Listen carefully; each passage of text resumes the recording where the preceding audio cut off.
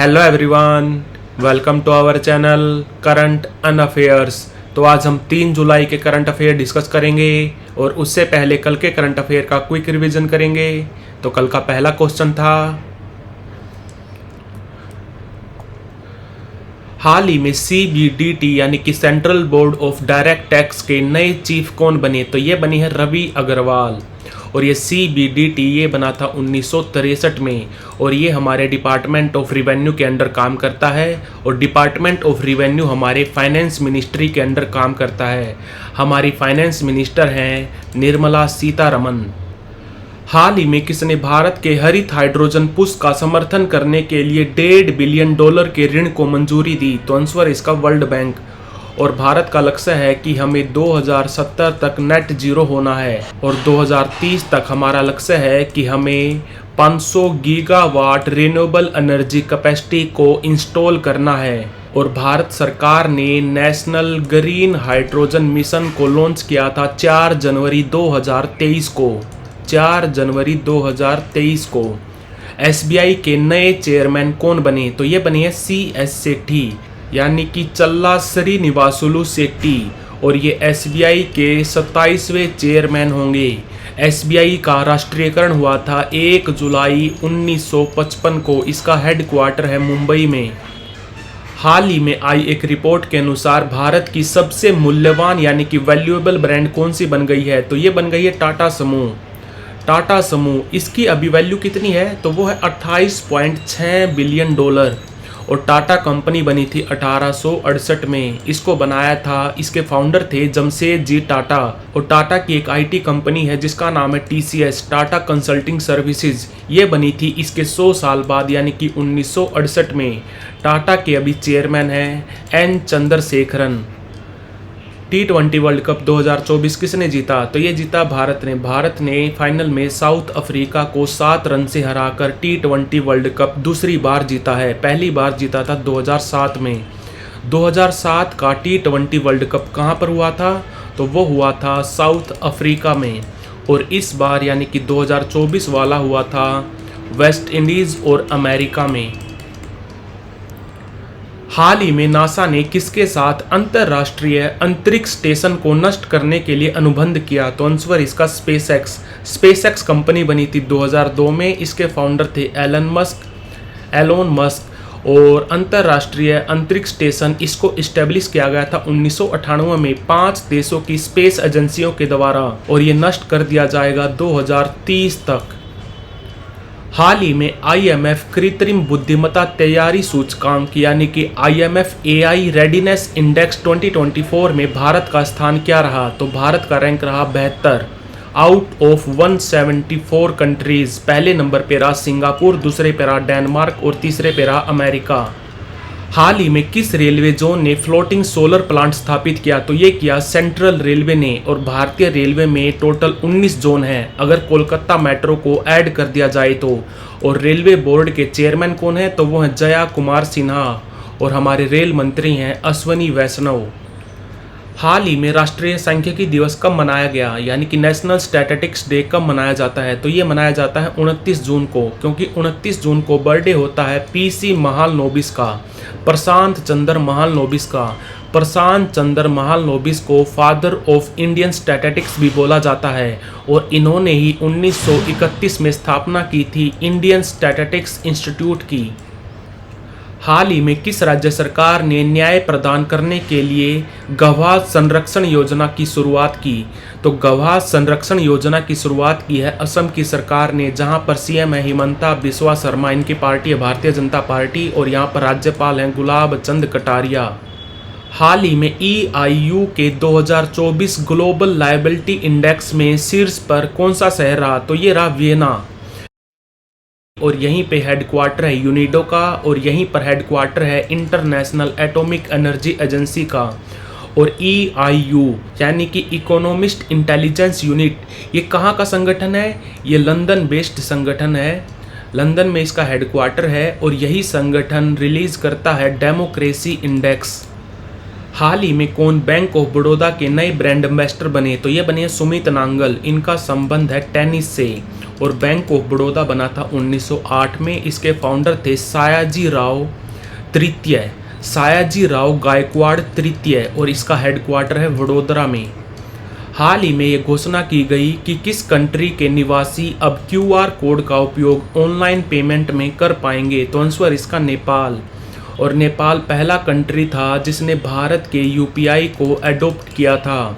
UPI बना था 2016 में, इसको बनाया था national payment corporation of India ने, एनपीसीआई। ये बनी थी 2008 में। इसका हेडक्वार्टर है मुंबई में, और अभी इसके एमडी और सीईओ हैं दिलीप असबे, दिलीप असबे। तो बढ़ते हैं आज की वीडियो की तरफ। आज का पहला क्वेश्चन है, हाल ही में किस बैंक ने एमएसएमई सहज की शुरुआत की? एमएसएमई सहज एक तरह की लोन फैसिलिटी है जो प्रोवाइड कर रहा है एसबीआई बैंक। एसबीआई की जो मोबाइल ऐप है जिसका नाम है योनो, आप योनो ऐप के माध्यम से 1 लाख रुपए तक का लोन ले सकते हैं अगेंस्ट जीएसटी चालान, अगर आपका क्रेडिट स्कोर अच्छा हो तो। और अभी थोड़े दिन पहले हमने वर्ल्ड एमएसएमई डे मनाया था, कब? 27 जून को। और हमारे एमएसएमई मंत्री कौन हैं? तो वो हैं जीतन राम मांझी। जीतन राम मांझी, इनकी पार्टी है हम, हिंदुस्तानी अवामी मोर्चा, ये भी याद रखना। और बात करें अगर एसबीआई बैंक की, तो भारत के जो सबसे मूल्यवान बैंक हैं उसमें दूसरे नंबर पे है एसबीआई। पहले पे कौन सा है? पहले पे है एचडीएफसी। पहले पे है एचडीएफसी, दूसरे पे है एसबीआई और तीसरे पे है आईसीआईसीआई बैंक। और एसबीआई बैंक के अभी 27वें चेयरमैन बने हैं कौन? CS सेट्टी, यानी कि चल्ला श्रीनिवासुलु सेट्टी। और एसबीआई बैंक का हेडक्वार्टर है मुंबई में। और एसबीआई बैंक का राष्ट्रीयकरण हुआ था 1 जुलाई 1955 को। तो आंसर इसका एसबीआई बैंक। हाल ही में किस देश ने नए नोटों में होलोग्राफिक तकनीक को पेश किया है? तो आंसर इसका जापान। जापान की सरकार ने नकली नोटों पर रोक लगाने के लिए नए नोटों में एडवांस होलोग्राफिक टेक्निक का यूज किया है। और भारत में डीमोनेटाइजेशन हुई थी 8 नवंबर 2016 को। और जापान से आपको याद रखना है, जापान की एक यूनिवर्सिटी है जिसका नाम है टोक्यो यूनिवर्सिटी। टोक्यो यूनिवर्सिटी ने अभी थोड़े दिन पहले दुनिया की सबसे ऊंची वेधशाला, जिसका नाम रखा इन्होंने एटाकामा, इसको स्थापित किया है। कहाँ पर? चिली कंट्री में। और भारत में टोटल 8 ऑब्जर्वेटरी हैं। सबसे ऊंची ऑब्जर्वेटरी है हेनले ऑब्जर्वेटरी, जो है लद्दाख में, ये भी याद रखना। तो आंसर इसका जापान। और जापान के अभी पीएम कौन है? तो वो है फ्यूमियो किशिदा। और यहाँ पर मुद्रा चलती है येन। हाल ही में किस राज्य ने 30 जून को हूल क्रांति दिवस मनाया? तो आंसर इसका झारखंड। झारखंड के जो आदिवासी क्रांतिकारी थे, जैसे कि कान्हो हो गया, चांद हो गया, भैरव, इन क्रांतिकारियों का आपको नाम नहीं बोलना है, इनका संबंध था झारखंड राज्य से। इनके अलावा बहुत सारे स्वतंत्रता सेनानियों ने 30 जून 1855 को ब्रिटिश रूल के खिलाफ विद्रोह किया था। इसीलिए झारखंड की सरकार इस दिन को चिन्हित करने के लिए हूल क्रांति दिवस के रूप में मनाती है। और झारखंड के अभी सीएम कौन है? तो वो है चंपई सोरेन। और इनकी पार्टी है झारखंड मुक्ति मोर्चा, जो बनी थी 1972 में। इसके फाउंडर थे शिबू सोरेन। और झारखंड के राज्यपाल कौन है? तो वो है सीपी राधाकृष्णन। तो आंसर इसका झारखंड। एयर इंडिया दक्षिण एशिया का सबसे बड़ा उड़ान प्रशिक्षण स्कूल कहाँ पर स्थापित करेगी? तो ये करेगी महाराष्ट्र में। महाराष्ट्र में कहाँ? अमरावती में। अमरावती में। और बात करें अगर एयर इंडिया की, तो ये कंपनी बनी थी 1932 में। इसका पहले नाम होता था टाटा एयरलाइंस। टाटा एयरलाइंस, इसके फाउंडर थे JRD टाटा। इसका हेडक्वार्टर है गुरुग्राम में। और अभी थोड़े दिन पहले भारत का सबसे बड़ा ड्रोन पायलट ट्रेनिंग ऑर्गेनाइजेशन, इसका उद्घाटन कहाँ पर हुआ था? तो ये हुआ था IIT गुवाहाटी में। IIT गुवाहाटी में। और हमारे नए उड्डयन मंत्री कौन है? तो वो हैं के राम मोहन नायडू। और बात करें अगर एयरपोर्ट अथॉरिटी ऑफ इंडिया की, तो ये कब बना था? ये बना था 1 अप्रैल 1995 में। इसके चेयरमैन है संजीव कुमार। तो आंसर इसका महाराष्ट्र। हाल ही में कौन सा देश जीव जंतुओं की पूरी सूची तैयार करने वाला दुनिया का पहला कंट्री बन गया है? तो ये बन गया भारत। एक वर्ड सुना होगा आपने, flora fauna. Flora fauna, flora होता है पेड़ पौधे और फोना होता है जीव जंतु। तो फोना की पूरी चेकलिस्ट तैयार करने वाला दुनिया का पहला कंट्री बन गया है भारत। भारत ने लगभग 1 लाख से ज़्यादा स्पीसीज की चेकलिस्ट तैयार की है और ये जो पूरी चेकलिस्ट तैयार की गई है इसको पोर्टल पर डाला गया है 1 जुलाई को। 1 जुलाई को ही क्यों डाला गया है?